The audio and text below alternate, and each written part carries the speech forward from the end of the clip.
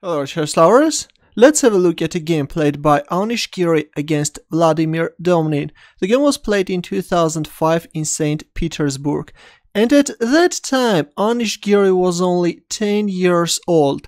Let's see how good he was at that time. Domnin started with d4 and knight f6 by Giri, c4, g6, knight c3, bishop g7. As a child, Anish was playing King's Indian a lot, inspired by Kasparov and Fischer. e4, black castles kingside, e5. Giri knew about the game played by Bobby Fischer against René Letelier, and inspired by that game, he allows white to push his pawns forward with the intentions of later challenging white's center. Knight e8, f4, and there it goes, we see d6, knight f3, c5. Black is looking for weaknesses in white's center. D takes c5, knight c6, c takes d6, e takes d6, bishop e2. Of course, capturing on d6 won't give white anything. Black can recapture, and then if bishop e2, then bishop e6, starting to target the pawn on c4.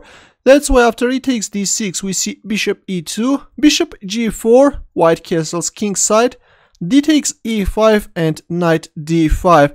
A very ambitious looking move, but actually it was better to simply capture on e5. But instead we see knight d5, and now gradually Anish Giri is starting to gain advantage. Here comes e4, and later we will see that this pawn on e4 is becoming black's trump card. Knight g5, we see the exchange of light square bishops, knight d6, bishop e3. Of course, capturing on e4 is dangerous. There is always this threat of pin.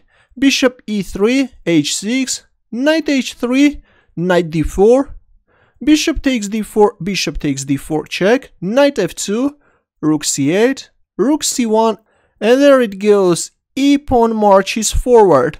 Knight g4. Again, you can't capture on e3 because after rook e8, knight d1, knight f5, intensifying the pressure on e3. This is becoming terrible for white. That's why after e3 we see knight g4. But now Giri goes for this tiny tactical shot, knight takes c4, removing the defender, and he's going to capture the knight on d5. Rook takes c4. Well, actually white could get a slight advantage by playing rook d1. Now you can't capture on d5 because there is always this threat of knight f6 check, using the fact that the bishop is pinned. And after rook d1, black should actually find the best move, knight d2.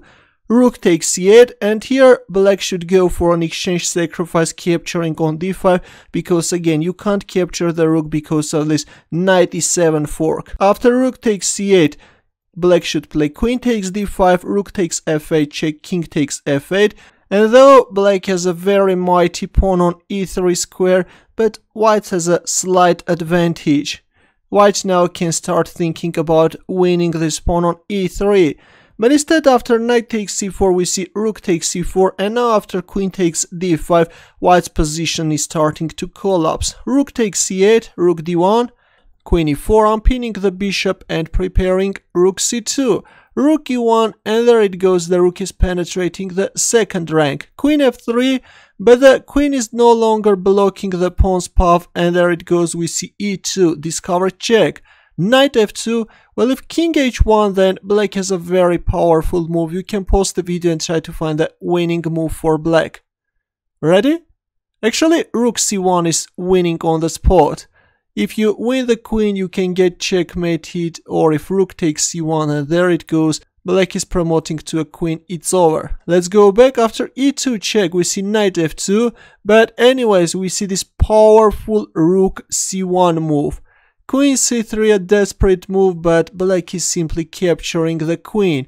In return, white is winning black queen. Now, black can simply capture on e1 and win the game, but Anish Giri chose checkmate in 2. He played bishop d4 check, and Vladimir Domnin resigned. If knight f2, then rook takes e1 checkmate. I think that this was quite an impressive game played by a 10-year-old kid, especially taking into consideration the fact that his opponent's rating was 22-52. It will be also very interesting to know your opinion about this game. Waiting for your comments and questions. Good luck.